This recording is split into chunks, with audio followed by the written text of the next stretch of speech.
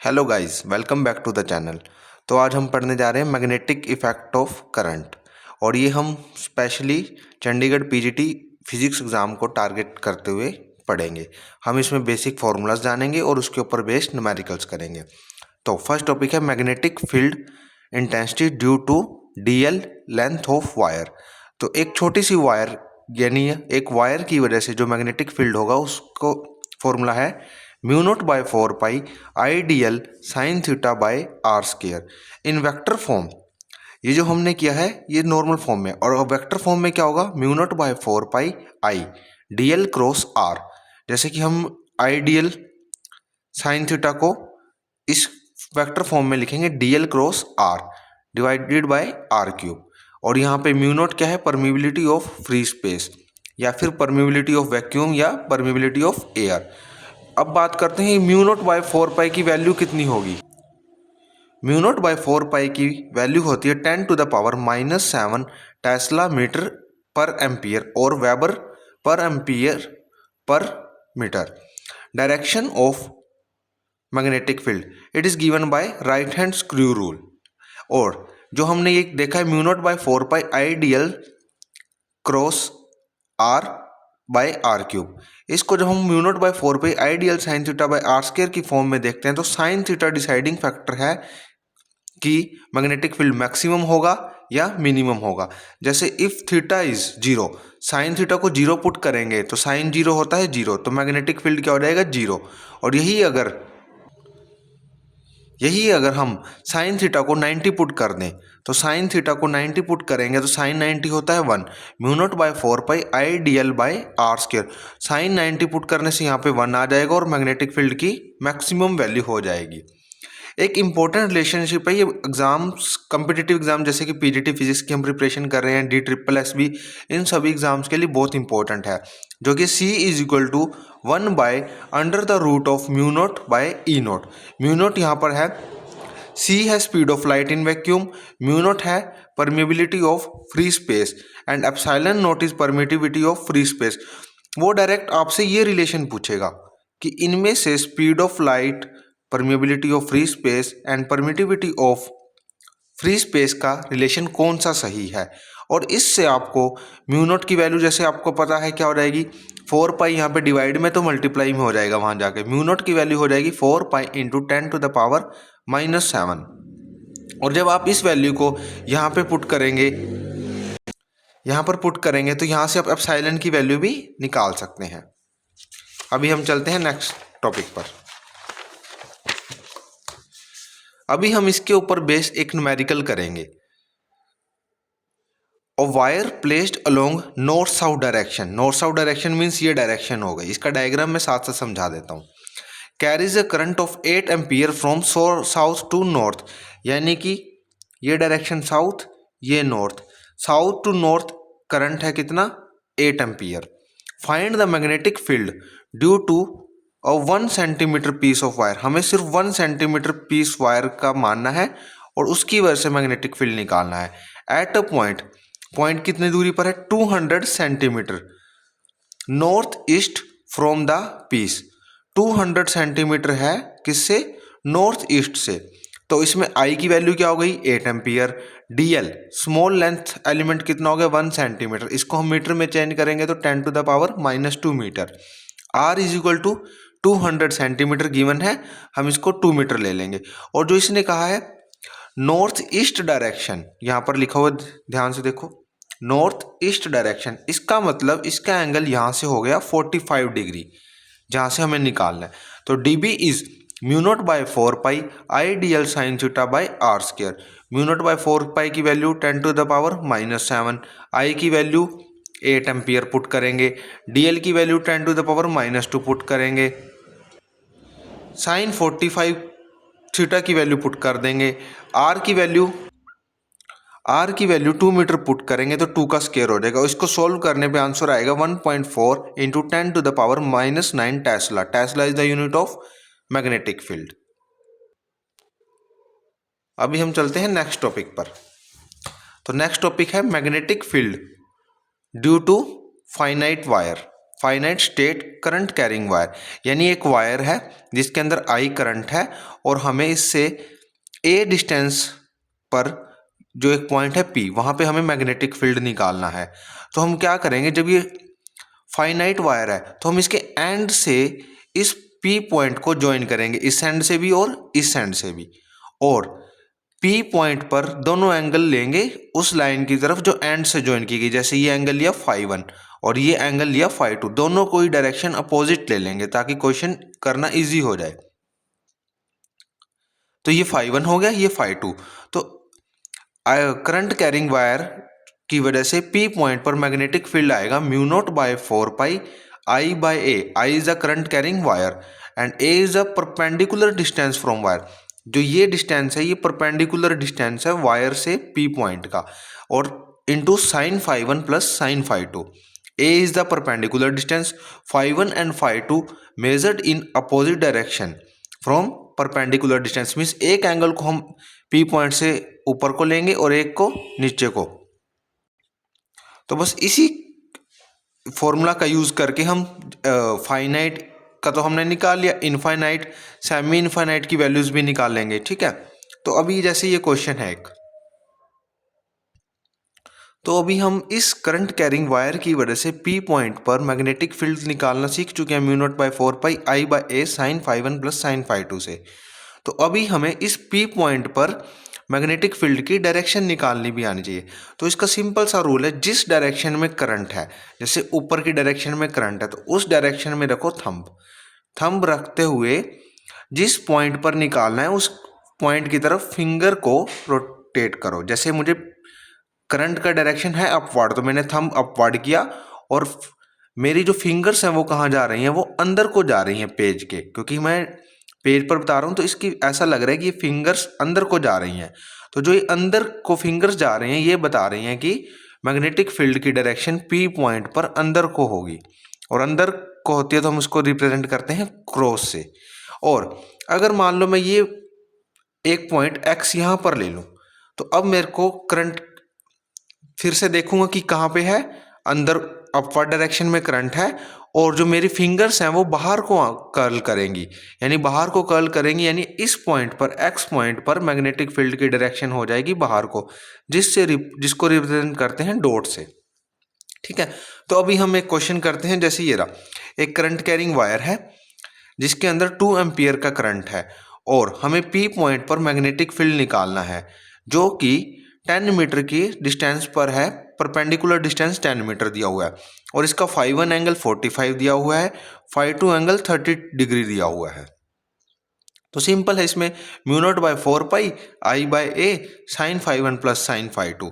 तो values put करनी है। μ0/4π की वैल्यू होती है 10⁻⁻⁷। I की वैल्यू हमें 2 एम्पियर गिवन है तो पुट कर दी। A की वैल्यू हमें परपेंडिकुलर डिस्टेंस 10 मीटर गिवन है। Sine 45 is 1/√2 and sine 30 is 1/2। Put करेंगे आंसर आ जाएगा। और डायरेक्शन की बात करते हैं, करंट फिर से कहाँ है, अपवर्ड डायरेक्शन में करंट है, तो इसकी वजह से मैग्नेटिक फील्ड इनवर्ड आएगा। इनवर्ड आने का मतलब क्रॉस से रिप्रेजेंट करेंगे। तो अभी हम इसी टाइप का एक न्यूमेरिकल और करेंगे। जैसे ये न्यूमेरिकल है, तो इस क्वेश्चन में हमें एक स्क्वायर दिया हुआ है जिसकी साइड है A और हमें इसके सेंटर पर मैग्नेटिक फील्ड निकालना है।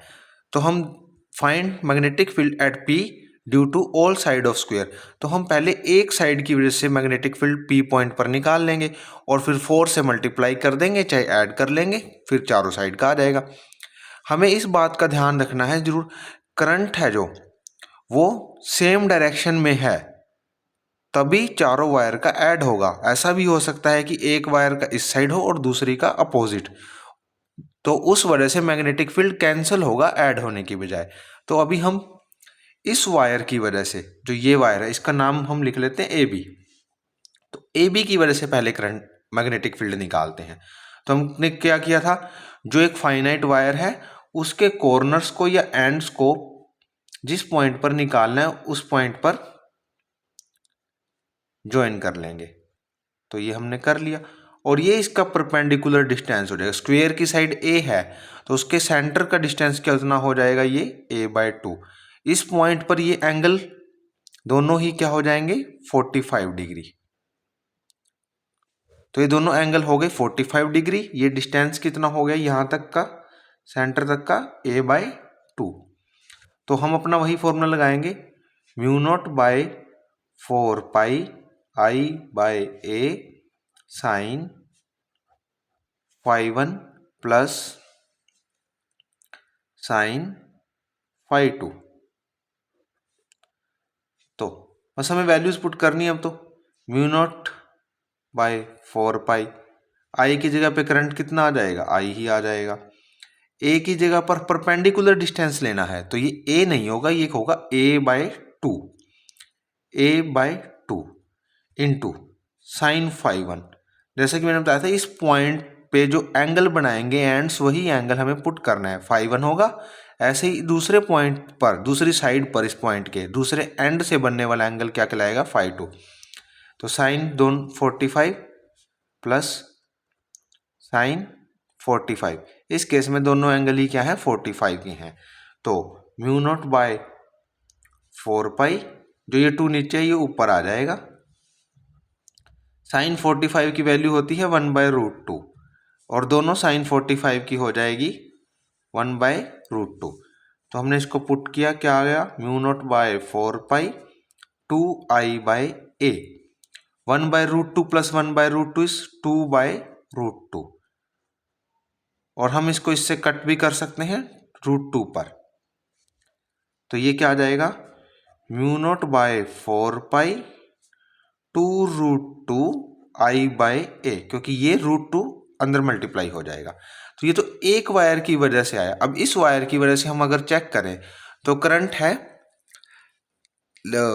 करंट की तरफ हम थंब को करेंगे और इस हाथ को पॉइंट की तरफ घुमाएंगे तो हमें पता लगे फिंगर आउटवर्ड को दिखा रही हैं। तो ये आउटवर्ड से बाहर को करंट मैग्नेटिक फील्ड हो जाएगा। आउटवर्ड को हम क्रॉस से रिप्रेजेंट करते हैं। अब हम पहले इसी पॉइंट का भी चेक कर लेते हैं, जो ये पॉइंट है ए बी माना था, इसको बी सी डी। तो बी सी की वजह से भी करंट मैग्नेटिक फील्ड बाहर को, और सी डी की वजह से भी बाहर को। ऐसे ही जब हम निकालेंगे डी ए की वजह से तो वो भी क्या होगा, बाहर को होगा। तो चारों का मैग्नेटिक फील्ड आउटवर्ड डायरेक्शन में आ रहा है। तो यानी हम सिंपली चारों को क्या कर सकते हैं, ऐड कर सकते हैं। तो मैंने क्या किया, magnetic field due to A B निकाल कर उसको 4 से मल्टीप्लाई कर दिया। 4 मल्टीप्लाई बाय μ0/4π 2√2i/a। इससे चारों का क्या आ जाएगा, मैग्नेटिक फील्ड। 4 से 4 को कैंसिल कर देंगे और μ0/π 2√2i/a, ये आ जाएगा magnetic field at the centre of square. और कब है ये, जब सभी जितनी भी वायर्स में करंट है वो सेम डायरेक्शन में जा रहे हैं। यानी हमने ये क्लॉकवाइज ले लिया, एंटी क्लॉकवाइज है तो ये एंटी क्लॉकवाइज ही चलेगा पूरे में, और क्लॉकवाइज होगा तो क्लॉकवाइज, और सभी वायर्स की थिकनेस भी सेम है। तो इसका रिजल्ट आ जाएगा, net magnetic field eight point P क्या हो जाएगा, μ0/π 2√2i/a। अभी हम करते हैं नेक्स्ट न्यूमेरिकल। तो हमें बताना है magnetic field at the centre of equilateral triangle. तो हम इस ट्रायंगल की साइड को मान लेते हैं L, और मैग्नेटिक फील्ड बताना है P पॉइंट पर यानी सेंटर पर, और ड्यू टू ऑल 3 वायर्स। अब इसमें देखो, पहले चेक करो, सभी की वजह से करंट सेम डायरेक्शन में है। यानी हम तीनों एक का निकाल कर 3 से मल्टीप्लाई कर देंगे तो हमें magnetic field net P point पर मिल जाएगा। तो इसके लिए हम क्या करेंगे, एक वायर का निकालेंगे। एक वायर का निकालने के लिए मैंने सिखाया था, ये वायर है A B, तो ये एक वायर है, इसकी वजह से हम P पॉइंट पे निकालेंगे। तो ये इस वायर के एंड्स हो गए, इसको P पॉइंट से ज्वाइन करेंगे। तो हमने इसको P पॉइंट्स दोनों एंड से ज्वाइन कर लिया, और ये परपेंडिकुलर डिस्टेंस ये वाला बन जाएगा। इस परपेंडिकुलर डिस्टेंस को हम याद करके ही चलेंगे क्योंकि पेपर में इसको सोल्व करने का टाइम नहीं मिलेगा। L/2√3 ये वैल्यू होती है। इसको टेंजेंट 30 लगाकर सोल्व भी कर सकते हैं। ये एंगल 90 डिग्री का है और ये एंगल कितना है 60 डिग्री का, और ये एंगल भी 60 डिग्री का है। तो हमें सब कुछ वैल्यूज पता लग गई हैं, बस अब हमें पुट करना है simply. Magnetic field due to A B portion क्या होगा, μ0/4π I/A। A is the perpendicular distance और वो परपेंडिकुलर डिस्टेंस हमारा कितना है L/2√3 sin φ1 प्लस sin φ2। φ1 की वैल्यू 60, φ2 की वैल्यू भी 60। बस अब हमें इसमें सारी वैल्यूज को पुट करना है। μ0/4π 2√3 जो नीचे है वो ऊपर आ जाएगा, I/L sin 60 की वैल्यू पुट करेंगे हम। sin 60 की वैल्यू है √3/2।